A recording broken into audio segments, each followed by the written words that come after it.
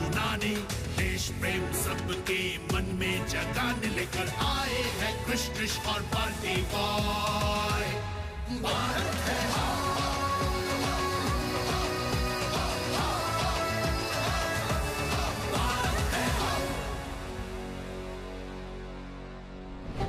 शहर गांव लूटी, फूकी देहात फिरंगिया, सुनी सुनी कुंवर के हृदय में लगा। এটা আবার কোন নতুন ভোজপুরি গান গাইছো তুমি বাল্টি বাবু? এটা একটা ফোক সং ক্রিশ, বিহারে বাবু কুঁवर সিং এর জন্য গাওয়া হয়।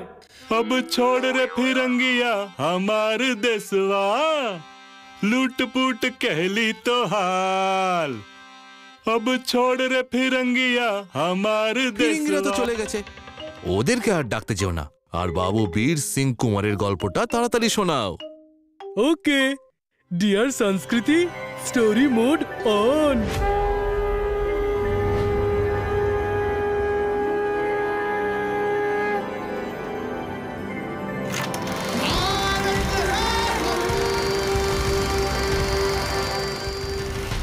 বীর কুঁवर সিং এর জন্ম 1777 সালে উজ্জয়িনের পরমার রাজপুত ঘরানায় হয়েছিল। ওনার পরিবার বংশ বহুকাল আগেই বিহারের জগদীশপুরে থাকতে শুরু করে, যা আজ ভোজপুর নামে পরিচিত। যখন বীর কুঁवर সিং বড় হলেন তখন উনি জগদীশপুরের তালুকদার হলেন আর সকলের ভালোর জন্য কাজ করতে শুরু করেন। সকলে ওনাকে ভালোবেসে শাবাত কা শের বলে ডাকতেন। কিন্তু 1857 সালে যখন ভারতবর্ষের সব শহরে বিদ্রোহের আগুন ছড়িয়ে পড়েছিল, তখন ইস্ট ইন্ডিয়া কোম্পানি নিজেদের লাভের জন্য আরো একটা চাল চাললো। জমিদারদের আর তালুকদারদের জমিও জোর করে কাটতে শুরু করলো। এই ব্যাপারে 80 বছরের কুঁवर সিং আর অনেক জমিদার রেগে গেলেন। সেই সময় কুঁवर সিং এটা সিদ্ধান্ত নিলেন যে উনি ইংরেজদের এই অন্যায়ের বিরুদ্ধে লড়াই করবেন। আমাদের যত বেশি সম্ভব বিদ্রোহী সেনাদের একত্রিত করতে হবে। কমান্ডার হরে কৃষ্ণ সিং আর ভাই অমর সিং, তোমরা প্রস্তুতি শুরু করো। ঠিক আছে দাদা। আমি জানতে পেরেছি দানাপুরের ইনচার্জ জেনারেল লয়েড ভারতীয় সৈনিকদের বন্দুক থেকে কার্তুজের টুপি বের করার আদেশ দিয়েছেন। কার্তুজে যদি টুপি না থাকে তাহলে বন্দুক দিয়ে লাভ কি?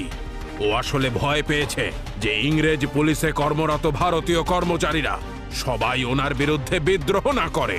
এই আদেশের বিরুদ্ধে প্রতিবাদ করার জন্য বিশাল সংখ্যক সৈন্য আরা জেলার প্রধান দপ্তরের উদ্দেশ্যে রওনা দিয়েছে। এটাই হলো সঠিক সুযোগ।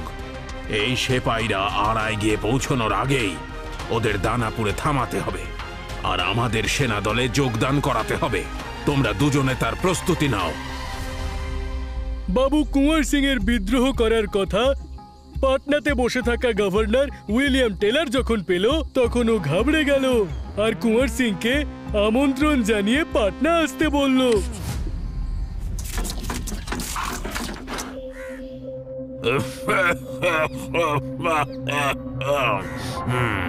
উইলিয়াম সাহেবকে অনেক অনেক ধন্যবাদ, কিন্তু আমি এখন বুড়ো হয়ে গেছি আর শরীরটাও ঠিক যাচ্ছে না আজকাল। বিছানা থেকে আজকাল উঠতেও পারি না। আমাকে আপনারা ক্ষমা করে দিন, আমি পাটনায় যেতে পারবো না।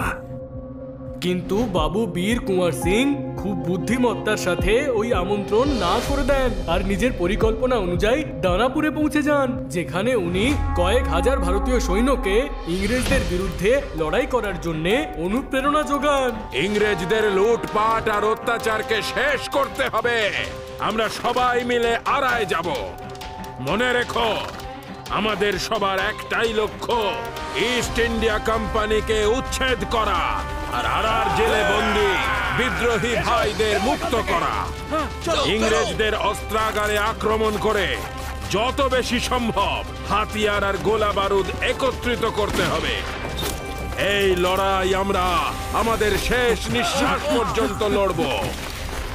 বাবু বীর কুঁवर সিং এই সৈন্যদের সাথে মিলে সবার আগে আরার জেলে আক্রমণ করেন আর সেখানে বন্দী থাকা স্বাধীনতা সংগ্রামীদের মুক্ত করেন। তারপর সরকারি গুপ্তধন আর আরমারি লুট করেন।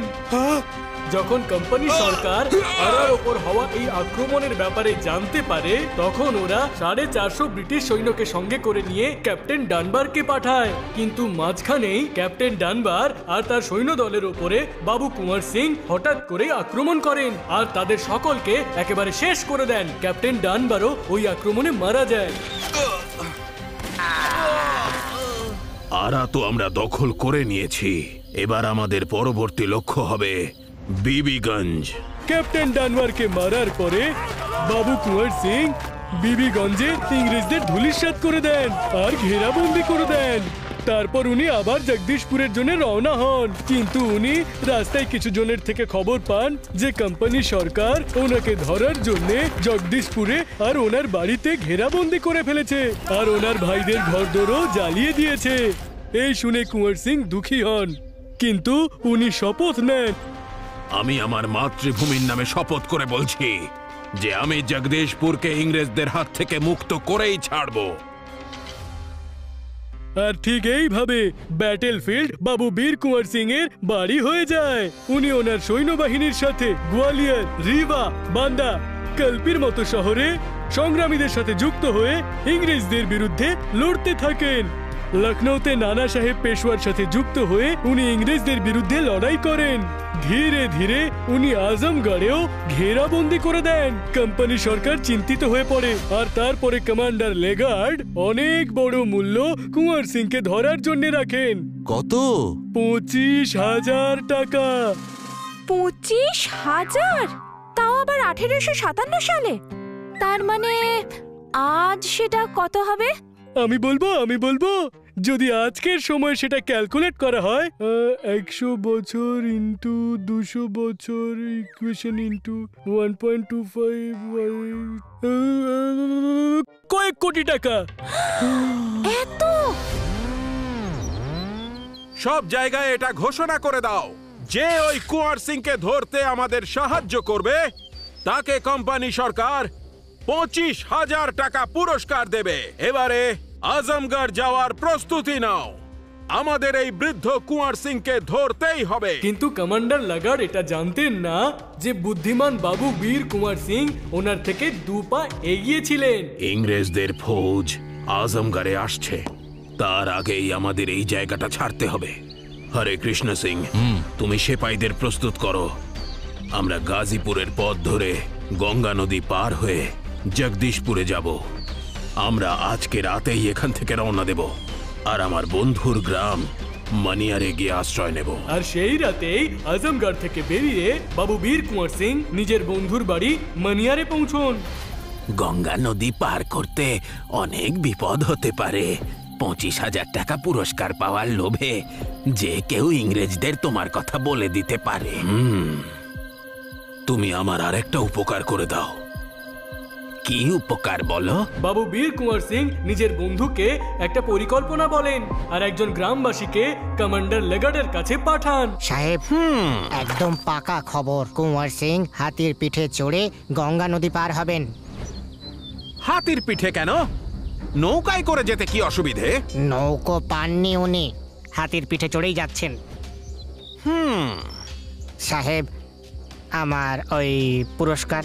তুমি পুরস্কার পেয়ে যাবে, কিন্তু তার আগে আমরা কুঁয়ার সিংকে ধরব। গঙ্গা নদীর যেখান থেকে হাতিরা নদী পার করে সেখানে ইংরেজদের সৈন্যরা আগে থেকেই কুঁয়ার সিং এর জন্য অপেক্ষা করছিল। সৈন্যরা তৈরি হও। কিন্তু যখন হাতি কাছাকাছি আসে তখন ওর কাছে কেউ ছিল না। কুঁয়ার সিং আমাদের বোকা বানিয়েছে, ওরা নৌকা করেই যাচ্ছে। চলো চলো শিবপুর ঘাটে। যখন ক্যাপ্টেন লাগার্ড নিজের সৈন্যদলকে নিয়ে শিবপুর ঘাটে পৌঁছয় তখন বাবু বীর কুঁয়ার সিং নিজের সঙ্গীদের সাথে করে নিয়ে অর্ধেক গঙ্গা পার হয়ে গিয়েছিলেন। ক্যাপ্টেন লাগার্ড গুলি ছোড়া শুরু করে দেয়। Fire them! দুজনের মধ্যে একটা বিশাল যুদ্ধ শুরু হয়, যাতে বাবু বীর কুঁয়ার সিং এর বাঁ দিকের কনুইতে একটা গুলি লাগে। গুলির বিষ যাতে পুরো শরীরে না ছড়িয়ে যায়, তাই বাবু বীর কুঁয়ার সিং নিজের বাঁ হাতের কনুইকে তলোয়ার দিয়ে কেটে ফেলেন আর কমান্ডার লেগার্ডকে বোকা বানিয়ে উনি জগদীশপুরে পৌঁছে যান। কুঁয়ার সিং সাহসিকতার সাথে জগদীশপুরে ইংরেজদের সাথে লড়াই করতে থাকেন। উনি ওনার শপথ পূরণ করে আর জগদীশপুরে কোম্পানি সরকারের পতাকা মাটিতে ফেলে দেন। এমনই ছিলেন ৮০ বছর বয়সী বীর যোদ্ধা বাবু কুঁয়ার সিং। তারপর উনি অসুস্থ হয়ে পড়েন আর ২৬শে এপ্রিল ১৮৫৮ সালে উনি নিজের প্রাসাদেই প্রাণ ত্যাগ করেন। সত্যি, নিজের মাতৃভূমির নাম যশ সম্মান কি করে বজায় রাখতে হয় সেটা বীর কুঁয়ার সিং এর থেকে শেখা উচিত। সাল ১৯৬৬-তে ভারত সরকার ওনার সম্মানে পোস্টাল স্ট্যাম্প তৈরি করেন আর ২০১৭-তে আরা আর ছাপড়াকে যুক্ত করার ব্রিজের নাম বীর কুঁয়ার সিং সেতু রাখা হয়। চলো আমরা একসঙ্গে গাই। अब छोड़ रे फिरंगिया हमार देसवा, लूट पुट कहली तूहान। अब छोड़ रे फिरंगिया हमार देसवा, लूट पुट कहली तोहान। গর্বের সঙ্গে বলো, भारत है हम।